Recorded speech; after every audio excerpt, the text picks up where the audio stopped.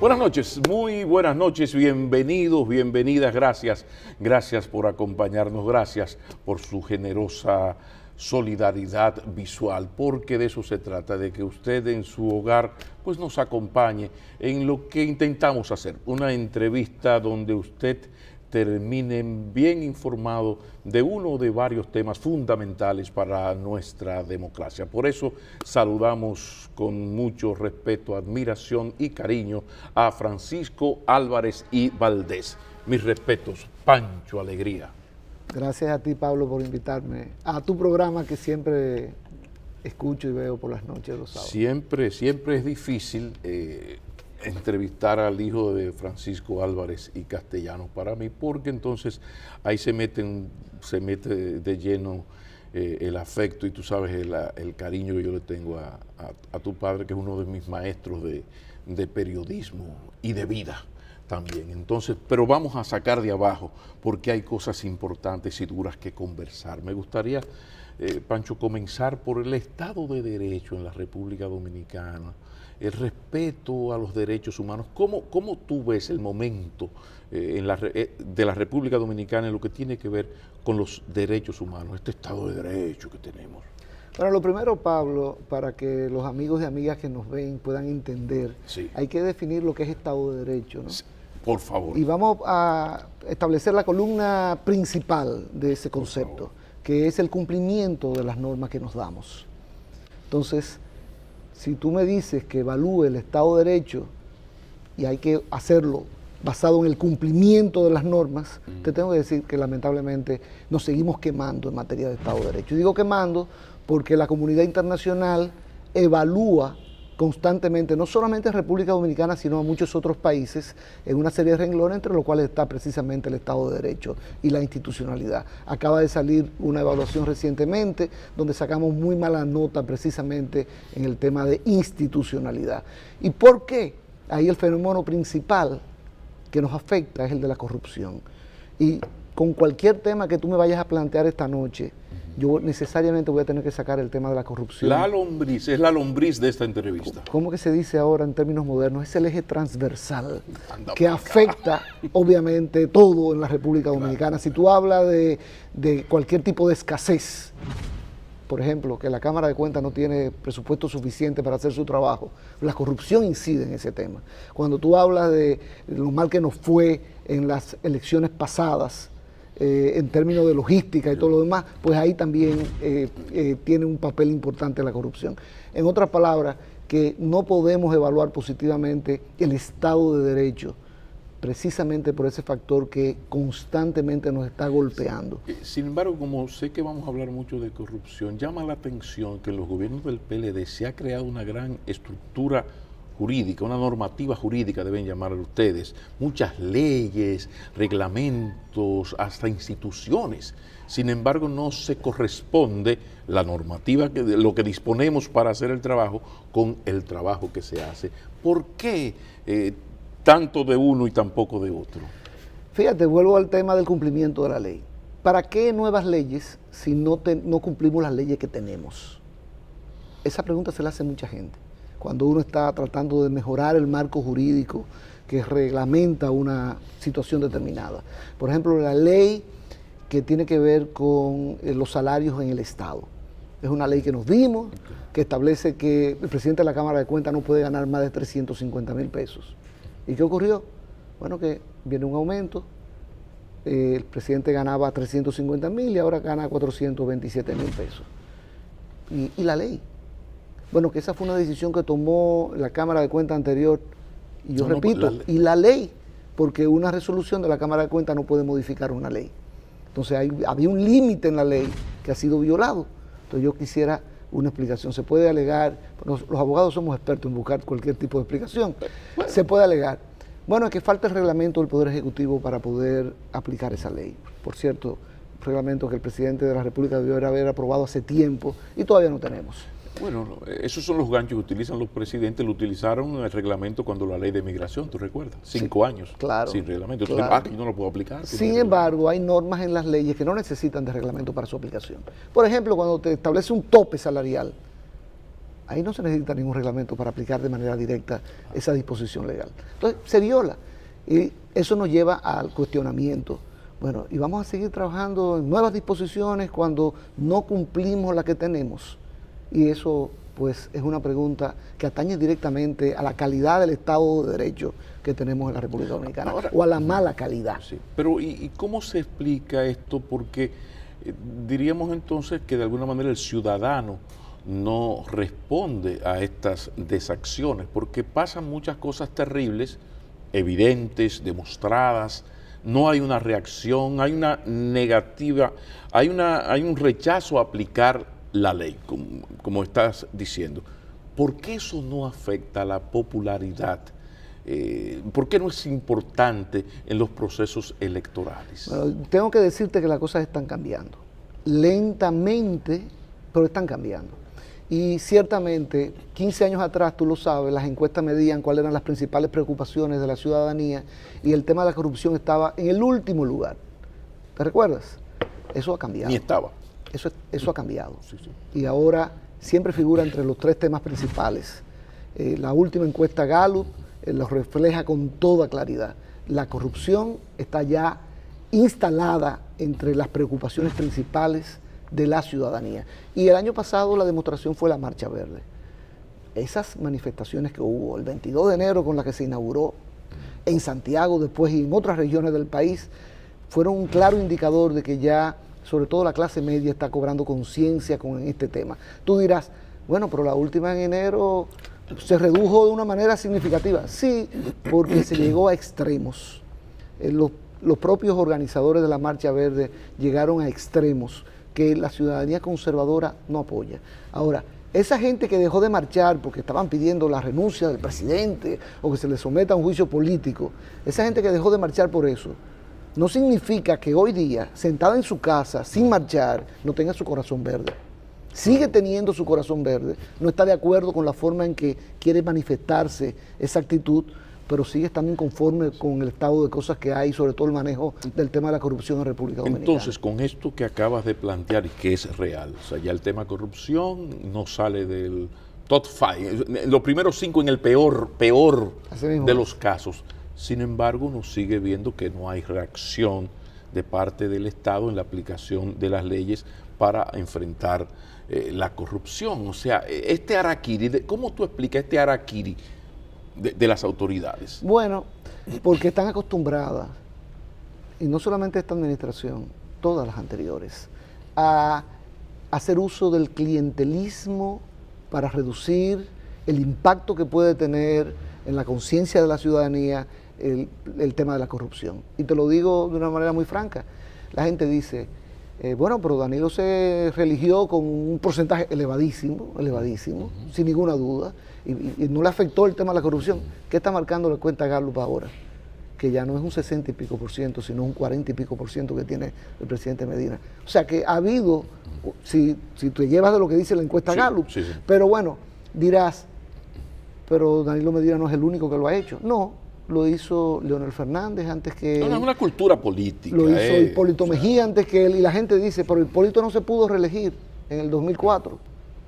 Porque no le votaron, no porque no hizo lo que quería hacer. Te digo que, si no ocurre lo de Van Inter, Hipólito Mejía le daba una pela de calzón quitado a Leonel Fernández. No, eso siempre lo he dicho yo. Recuérdate lo bien que le fue al PRD en el 2002. Tú tienes el referente exacto. En el 2002, usando el clientelismo, usando los recursos del Estado a mansalva, el PRD barrió en las elecciones congresuales y municipales. Y hubiese barrido en las presidenciales en el 2004 si no ocurren esos casos de fraude bancario que enviaron a 1,5 millones de dominicanos a la pobreza. Y eso tumba a cualquier gobierno. Ese es un error que luego reconoció el presidente Mejía, de que él no debió. Un poco hacer lo que hizo Leonel Fernández en el 11, aquello de tomar el checklist y revisar. Dice, no fue que no tenía su checklist.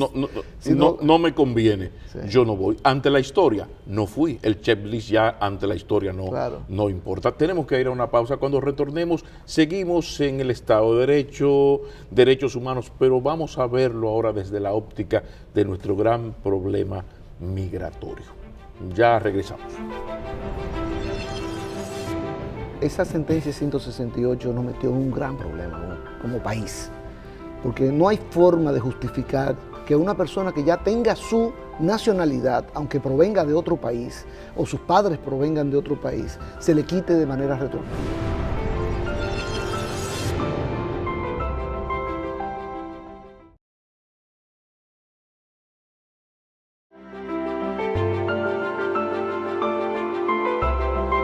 Continuamos conversando con Francisco Álvarez y Valdés. El tema derechos humanos, pero desde la óptica de la migración, se sigue insistiendo en lo de apatridia. Indudablemente hay de parte del gobierno no hay disposición para aplicar la ley de migración y el código laboral. Esto está creando un hacinamiento de ciudadanos haitianos que ya vienen sin ningún control. Hay unas mafias cívico-militares que propician todo esto. No hay una reacción institucional de ir, piensa uno, al meollo del problema, que es dar por donde duele. La ley del 80-20 laboral, y usted no me puede contratar un indocumentado y deportar a quien se tenga que deportar, respetándole todos sus derechos humanos. ¿Qué visión tiene Pancho Álvarez Valdés de este gran problema que ya pinta muy feo? Mira, yo tengo que comenzar diciéndote que esa sentencia 168 nos metió en un gran problema como país, porque no hay forma de justificar, y no solamente en la República Dominicana, sino en cualquier parte del mundo, que una persona que ya tenga su nacionalidad, aunque provenga de otro país, o sus padres provengan de otro país, se le quite de manera retroactiva. Esa situación no es posible de justificar. Entonces hay que ponerla de lado. Por eso el gran éxito del presidente Medina fue, después de 168, ¿cuál es el número que sigue? La 169-14. Correcto. Después de la sentencia 168 vino la ley 169. Qué coincidencia, ¿no? Y pretendió, de alguna manera, colocarnos en una posición más cómoda frente a la comunidad internacional, con un método que no era perfecto, pero estuvo bastante bien estructurado. No es la primera vez que se hacía ese reconocimiento de hace el país a Danilo Medina. Definitivamente que fue un éxito que se le debe reconocer. Ahora, esa ley hay que terminar de implementarla. Ha tenido muchísimos obstáculos y hay que esforzarse en que termine de implementarse. Pero eso es muy separado al problema que tenemos desde siempre, que es el tráfico de personas que vienen, cruzan la frontera sin ningún tipo de problemas porque forman parte de un negocio. Y aquí volvemos al tema de la corrupción. La lombriz. La corrupción. Porque todos sabemos, y eso no es un secreto, y no ahora, sino desde siempre, que hay militares, empresarios, involucrados, gobierno. Pero bueno, ¿cómo se construyó el metro de esta ciudad, de Santo Domingo? O sea, quisiera que me dijeran qué porcentaje de mano de obra era haitiana. No, y los túneles, este es el único país donde un ministro de Obras Públicas se le ha dicho a la prensa, y digan ahí, señores, que no pueden a las autoridades que no se lleven los haitianos, que no vamos a terminar estas cosas. Un ministro de Obras Públicas. Entonces tú me preguntas a mí que yo opino sobre esto, digo, hay que aplicar la ley y hay que controlar la frontera para que ingresen solamente aquellas personas que tienen permiso para ingresar. Y no es como pasa en cualquier país del mundo. Y no es responsable hacer lo que se está haciendo, porque ya se está pasando a la barbarie, y al asunto de que cuando un ciudadano haitiano comete un delito o es un homicida o un supuesto homicida, hay una generalización y eso llega a la nacionalidad. Eso no es parte de la irresponsabilidad de las autoridades que lo están permitiendo. Y que nos afecta de manera importante, no solamente localmente, sino de manera internacional. Cuando tú hablas de que están quemando casas, sencillamente porque las personas que viven allí son haitianos, o están pidiéndole que a familias completas que evacúen una zona, porque la población, si no, lo va a expulsar violentamente. Esas son situaciones que no nos convienen como país, porque vivimos en un contexto globalizado desde hace mucho tiempo. Nosotros no somos humanos. No nos podemos dar el lujo de no mirar el contexto en que vivimos. O sea, no, porque hay algunos que dicen, somos soberanos. ¿Y qué significa la soberanía? olvidarse de que vivimos en un mundo donde hay 192 países más. Para que haya lo peor, soberanamente nosotros decidimos ser parte del Concierto Mundial, Naciones Unidas, OEA, Corte Interamericana de Derechos Humanos. Fue de manera soberana que el Estado Dominicano entró a esas reglas de juego. Pero entonces viene el tema de, bueno, se producen esas situaciones de violencia cerca de la frontera, pero bueno, vamos a mirarnos nosotros mismos, no estamos linchando a las personas en distintas provincias, eso no tiene que ver con la frontera. No estamos haciéndonos justicia con nuestras propias manos. ¿Por qué? Porque el sistema, el Estado de Derecho no está funcionando. Había una discusión, el presidente de la Suprema Corte decía que no era responsabilidad de la justicia los linchamientos. Yo creo que sí, es responsabilidad de todos y del sistema de justicia sobre todo, porque si hubiese un sistema de justicia eficiente persiguiendo a través del Ministerio Público a los que violan la ley y un Poder Judicial que sanciona de manera eficiente en ese sentido, pues obviamente tal vez no tendríamos los índices que tenemos ahora de linchamiento que preocupan muchísimo. Y quienes dicen eso no profundizan en investigar las condiciones anteriores a un linchamiento. Son comunidades, ciudadanos que están ahitos de soportar abusos, tocar la puerta de las autoridades. Hay una orfandad del ciudadano en cuanto a la policía, las autoridades. Mira, y eso lleva a una locura, la barbarie. En esta misma semana, viendo noticias por televisión, veía distintos casos, más de uno, de personas que fueron asesinadas. Y tú sabes, es típico aquí que los camarógrafos se meten hasta en el velorio. Sí, sí. Y veía a la madre de una de esas víctimas diciendo, tráiganmelo aquí que lo voy a asesinar. Y otras personas diciendo que la justicia actúe, porque si no vamos a actuar nosotros. Yo creo que sí, que ha habido mucha indolencia en el tema de hacer justicia en la República Dominicana, y eso tiene que afectar a toda la sociedad y se está manifestando a través de este tema de los linchamientos. Pero el tema de la migración, sí, sí. Mira, es aplicar la ley, incluyendo el 80-20. Sí, pero ¿qué tiene que ocurrir? ¿Qué tiene que ocurrir para que las autoridades se decidan hacer algo tan elemental como aplicar las leyes? Al momento que estamos hablando, haciendo este programa, a las 11 y algo, en este país ningún empresario ha sido condenado, multado por contratar indocumentados. Eso pasa como con el tema del aborto, ¿no? Ahí se empecinan en que hay una prohibición absoluta del aborto, por cierto, violando derechos humanos, y sin embargo nadie es condenado. Ahora ocurrió un caso tan lamentable como una joven del sur, con 21 años de edad, con una niña de 1 año y medio, que su esposo le da una pastilla, resulta que es abortiva, a los 6 meses de embarazo, y en el hospital no se le quiere atender, y se le envía a su casa para que expulse el feto allá, y se le da un guante de plástico a su marido para que lo reciba y después lo lleve al hospital. Esa es la realidad que vivimos en República Dominicana, o más bien le queremos dar la espalda a la realidad. Y todo eso está en las redes y todo esto es conocido por el mundo. Ya el mundo cambió. Pero entonces, ¿por qué tal vez en materia de migración? Porque comienzan las quejas. Bueno, se está perdiendo la cosecha de tomate en tal zona, porque la de guineo corre peligro, porque se ha reducido que vengan todo lo que necesitamos, vamos a legalizarlo, no hay problema. Mira, tal vez, ahora hay que pagar seguridad social y no pueden dormir como si fueran animales en un suelo, en un galpón. Tal vez, Pablo, lo que necesitamos es un estudio de la situación que tenemos con la mano de obra haitiana en República Dominicana para ver si podemos hacer un proceso de transición. Porque a veces tú dices, apliquemos una ley que nunca se ha aplicado de golpe y porrazo. Y tal vez eso no es posible. Claro. Ahora, igual que hicieron con la sentencia 168, que lo comentamos anteriormente, vamos a hacer un proceso de transición. Pero ¿por qué?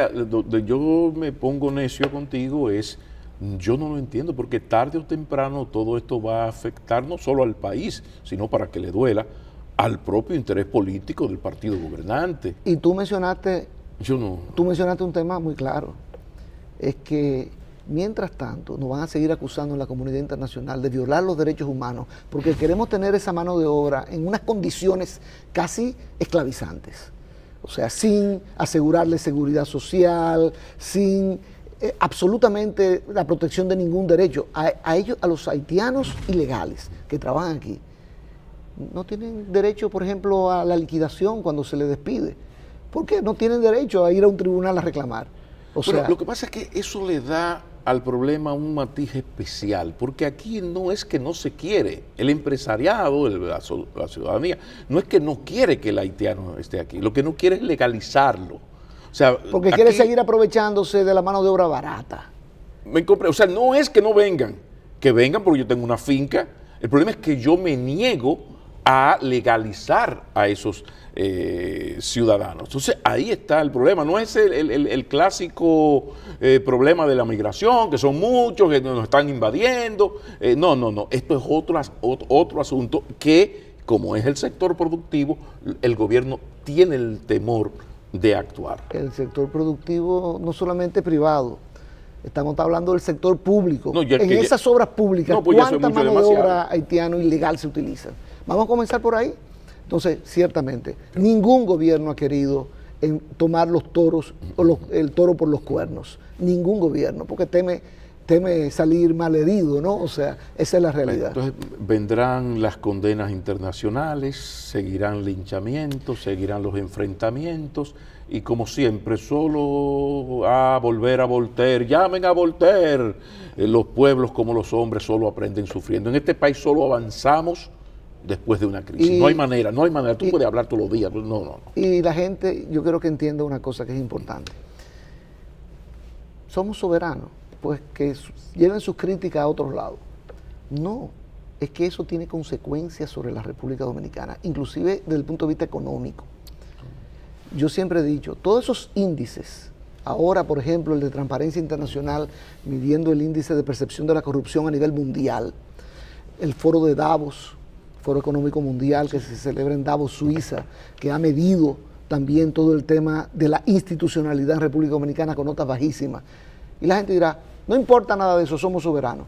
Sí importa, porque en la medida en que se van deteriorando esos índices que están midiendo, la inversión extranjera que vamos recibiendo es de menor calidad, porque la de calidad hace su análisis primero. ¿Dónde yo voy a llevar mi dinero? Hay Estado de Derecho, la justicia es independiente, hay corrupción, ¿qué tanta corrupción hay? Yo voy a poder recibir los pagos de mi contrato sin tener que darle una comisión a alguien. Todo eso lo evalúa ¿quiénes? Los inversionistas serios. Precisamente porque tú eres además un abogado muy especializado en derecho empresarial, has asesorado grandes empresas. Después de la pausa, a mí me gustaría cuestionarte sobre eso. Nuestro país tiene estos problemas que estamos comentando aquí. Sin embargo, recibe mucha inversión extranjera y somos líderes en el área del sector turístico. Después de la pausa, la opinión de Francisco Álvarez y Valdés sobre este tenor. Ya regresamos.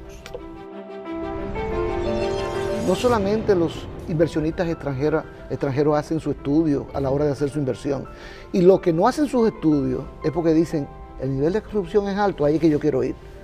Porque esos son los inversionistas extranjeros que no queremos, aquellos que vienen a participar de la corrupción y que están acostumbrados a navegar en ese ambiente de corrupción, como pasaba con el caso de Brecht.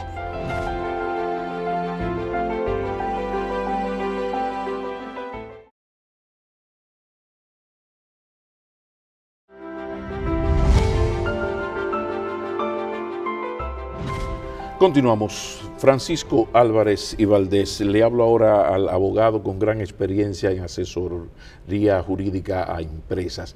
¿Qué puede explicar el hecho de que el país dominicano, a pesar de lo que hemos conversado hasta ahora, sea tan buen receptor de inversión extranjera? Nosotros vamos bien en ese sentido, para no hablar del turismo, donde somos líderes regionales. Bueno, en primer lugar, la economía dominicana ha venido creciendo año tras año, y ese es uno de los factores importantes que toman en cuenta los inversionistas extranjeros. Otro mérito de los PLDistas ha sido esa estabilidad macroeconómica. Absolutamente, hay que reconocerlo. Sí.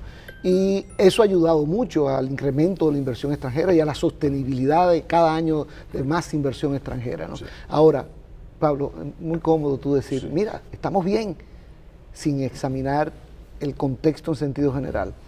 Y sobre ese crecimiento económico hay amenazas que tienen que ver con el endeudamiento continuo, debido a que desde el año 2007 todos los años tenemos un déficit en la ejecución del presupuesto.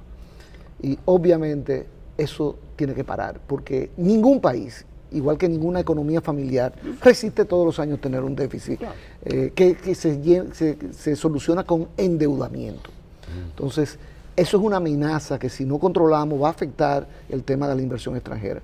Como yo te dije, los índices de institucionalidad, vamos a decir, están siendo cada vez más afectados. Y todavía no ha tenido una consecuencia directa de manera importante, pero la va a tener si no logramos detener pues la erosión institucional que tenemos como país. Oye, que lo estoy diciendo, estamos bien. Ahora, estamos bien significa que no hagamos nada. Si no hacemos nada, ese estar bien va a terminar. Eso es lo que yo estoy llamando la atención. O sea, ese estar bien Estamos tiene que ver con todavía. inversión extranjera, tiene que ver con una política monetaria exitosa, estabilidad macroeconómica, sí, pero eso también al mismo tiempo se está haciendo a partir de un ritmo de endeudamiento que ya todo el que tiene el ombligo delante le ha advertido al gobierno, ¡hey! Ya vamos por el 50 y tanto % del PIB comprometido, de cada 100 pesos del presupuesto, 32 son para pagar deuda. Pero tú hablaste de inversión extranjera, es Sí. que yo voy más allá. Okay. Es inversión local e inversión extranjera. No solamente los inversionistas extranjeros hacen su estudio a la hora de hacer su inversión, y los que no hacen sus estudios es porque dicen, el nivel de corrupción es alto, ahí es que yo quiero ir. Porque esos son los inversionistas extranjeros que no queremos, aquellos que vienen a participar de la corrupción y que están acostumbrados a navegar en ese ambiente de corrupción, como pasaba con el caso de Brecht. Esa compañía ganaba todas las licitaciones por el ambiente de corrupción que había, no solamente en República Dominicana, sino en los países donde participaba. Obviamente que competir sin corrupción es mucho más difícil. Entonces nosotros no queremos ya empresas como Odebrecht que vengan a República Dominicana a prevalerse del ambiente de corrupción que tenemos. Queremos empresas que respeten la institucionalidad. Ahora, no solamente estoy hablando de empresas extranjeras, los inversionistas locales, los inversionistas nacionales, también hacen sus estudios. Y tal vez si van a hacer una inversión importante, están mirando que hay unos índices que le preocupan. Y eso en algún momento puede inclusive detener también o reducir la inversión local. Aunque a veces agrava el asunto de que esos sectores, dentro del sector empresarial, industrial, la aristocracia del dólar, como yo le llamo, también hay sus culpables y sus cómplices de todo el sistema que estamos criticando y beneficiarios. Aquí yo recuerdo que cuando el gobierno se atrevió a anunciar que iba a revisar una por una las exenciones fiscales, aquí se armó una debacle, aquí casi, bueno, es que un enfrentamiento terrible. Óyeme, entonces aquí los sectores también solamente saben de sus intereses es y agarran la patria cuando le conviene. Pablo, es que necesitamos un pacto fiscal que revise la carga tributaria, ¿sí? Porque el gobierno dice que es muy baja, vamos a revisarla, pero que revise el gasto también. Claro.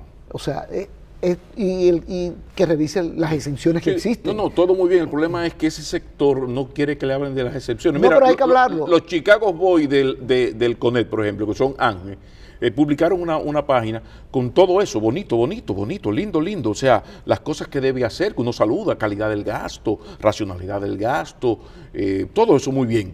Y no tocaron el tema de revisar las excepciones. Mira, cuando se habla de un pacto fiscal, no debe haber temas intocables. No debe haber, todos deben tocarse y deben analizarse y de manera transparente para que la ciudadanía pueda ver qué sector está tratando de influir o no. Y ahora que tú mencionas a Ángel, precisamente en esta semana, en la página que ellos publican en el Listín Diario, pues aparece un tema muy relevante, que es Ángel recordando que en diciembre de este año vence el periodo para fines de evaluación de la mayoría de los jueces de la Suprema Corte de Justicia y que ya venció el plazo, el periodo de 4 jueces del Tribunal Constitucional. En otras palabras, que el Consejo Nacional de la Magistratura, yo me imagino que Danilo Medina está esperando juntar los 2 eventos para convocar al Consejo una sola vez, tanto para evaluar a los jueces de la Suprema y decidir si los confirma o los sustituye, y nombrar o confirmar los 4 miembros del Tribunal Constitucional que vencieron. Ese es un tema, desde el punto de vista de la institucionalidad, importantísimo, porque una de las cosas que ha fallado en la República Dominicana es precisamente el sistema de justicia. Aunque llama la atención que a Ángel se le pasó lo de las exenciones y tiene tiempo para meterse en el llamado del Consejo Nacional de Magistratura y los cambios de los jueces. Quizás es también una manera de presionar para tener mayor influencia, pero siempre evitando de tocar los temas que le pueden afectar. O sea, yo quiero que las leyes se cumplan, yo quiero que el país marche mejor, siempre y cuando yo no tenga que sacrificar mi interés. Entonces, yo creo que los intereses de todo el mundo tienen que ser sacrificados por el interés común. Entonces, aquí no debe haber vacas sagradas, no debe haber intereses sagrados, sino que tiene que ser objeto de una revisión en sentido general. Nos vamos a una pausa. Cuando retornemos, último segmento, no se puede quedar la posible modificación constitucional para una segunda repostulación del presidente Medina, o tu opinión sobre la ley de partidos y en especial las primarias abiertas o cerradas. Después de la pausa continuamos esta conversación con Francisco Álvarez y Valdés. Ya regresamos.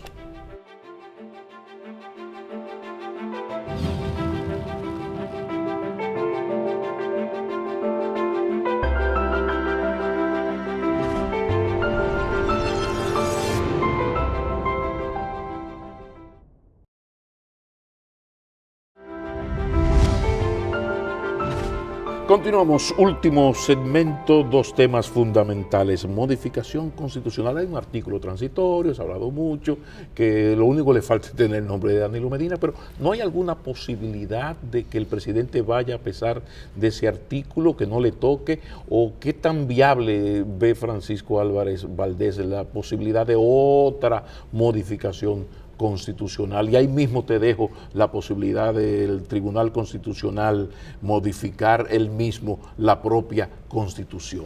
Por absurdo que se oye bastante raro. Pero... Mira, lo primero que ese transitorio efectivamente tiene nombre y apellido. Danilo Medina. Fue forzado por Leonel Fernández para tratar de evitar que Danilo pudiera competir con él en la, fíjate, no la oposición, sino dentro de un mismo partido, ¿no? Ahora, para que el presidente Medina pudiera reelegirse, tendría que convocar la Asamblea Revisora y modificar ese transitorio. En primer lugar, que si eso es posible, si se reúnen los requisitos, los votos necesarios, pues definitivamente parece que el presidente la tiene bien difícil en esta ocasión para poder lograrlo. Ahora, lo que la gente se pregunta, ¿y el Tribunal Constitucional pudiera hacerlo? Para no tener que ir por la vía de la Asamblea Revisora. Ya hubo una persona que interpuso una acción directa de inconstitucionalidad de la Constitución. ¿Sí? La Constitución inconstitucional. O sea, esa disposición constitucional, transitoria o no, inconstitucional. Mira, alguien dice, la Constitución no puede ser inconstitucional.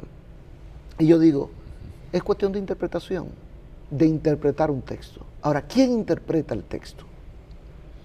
El Tribunal Constitucional. ¿Quién tiene la competencia para interpretar la Constitución y tener la última palabra al respecto? El Tribunal Constitucional. Esa es una realidad.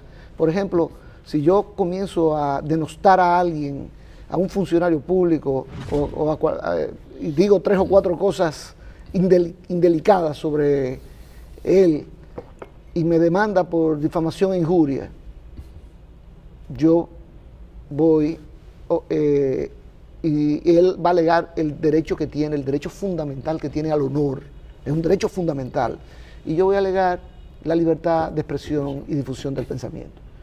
Bueno, ahí hay un conflicto entre 2 disposiciones constitucionales. ¿Quién resuelve ese conflicto? El Tribunal Constitucional, con la interpretación que entienda correcta, que lo ha hecho ya diciendo cuando es un funcionario público cede el derecho al honor, a la libertad y expresión del pensamiento. O sea, es lo mismo aquí. Si hay un conflicto en el derecho del presidente Medina a ser tratado de manera igualitaria, que eso es lo que han alegado algunos, ¿no? Y que esa disposición transitoria lo discrimina, el Tribunal Constitucional tendría que interpretarlo. Ahora, porque se ha apoderado por la vía directa, no porque la propia Constitución establece que esa acción directa de inconstitucionalidad no menciona el caso concreto de atacar una disposición de la propia Constitución. Dice que se puede intentar una acción directa de inconstitucionalidad contra una ley, un decreto, un reglamento, un acto administrativo, pero no menciona una disposición constitucional. O sea que yo creo que el tribunal va a declarar inadmisible esa acción que, aunque fue retirada, recordemos que hay precedentes del Tribunal Constitucional que dice que aunque lo retiren, el tribunal retiene su competencia. Ahora, ¿qué es lo que podría ocurrir? Un acto de la Junta Central Electoral descartando o aceptando la candidatura del presidente. Y entonces ese acto se ataca de inconstitucional y el tribunal se podría pronunciar. Pero eso podría ocurrir muy tarde dentro del proceso electoral y generaría muchísima incertidumbre. Yo lo que creo es que si el presidente va a decidir tratar de reelegirse, lo va a hacer vía la Asamblea Revisora, como ya lo hizo en la ocasión anterior. Claro que lo que desearía es que no ocurriera de esa manera, que el presidente respete lo que dice la Constitución actualmente, no intente modificarla, haga lo que hizo Leonel Fernández en el 2011, como tú dijiste, su checklist y diga, no hay condiciones para yo tratar de modificar la Constitución y tratar de reelegirme, y que promueva la renovación dentro de su partido. Yo sé que el presidente Medina no va a apoyar a un candidato que sea Leonel Fernández dentro de su partido, pero puede promover a otros. Claro. Y eso es lo que sería saludable para la democracia en la República Dominicana. Tú también me hablaste del tema de las primarias. Sí, porque es un tema jurídico, pero con un sazón político, incluso político partidario, que venga Dios y lo vea. Pero tú sabes por qué surgió este tema, ¿no? Bueno, porque Danilo, en el caso de que decida no presentarse como candidato, sino apoyar a uno de sus delfines, la tiene muy dura a lo interno del PLD para que ese delfín pueda derrotar a Leonel Fernández. En el Partido de la Liberación Dominicana, a lo interno, a Leonel Fernández solo lo derrota Danilo Medina. En mi opinión personal, ¿no? No, es una opinión objetiva. Ninguno otro. Sí, ahora, ¿qué pasa? Todas las encuestas lo confirman. Eso es si las primarias son cerradas. Pero si son abiertas, el presidente Fernández tiene un problema de opinión pública muy serio que ha afectado su imagen fuera del Partido de la Liberación Dominicana, y eso sería algo que podría aprovechar el presidente Medina para que su delfín compita con Leonel Fernández con alguna probabilidad, las primarias abiertas, porque además puede utilizar los recursos del Estado para apoyar a su delfín. No habría por qué ser una excepción en ese ¿Qué es lo que ha ocurrido siempre? Es lo que ha ocurrido siempre. Sí. Entonces, aquí la gente dice, no, porque es por si el presidente Medina se postula o no.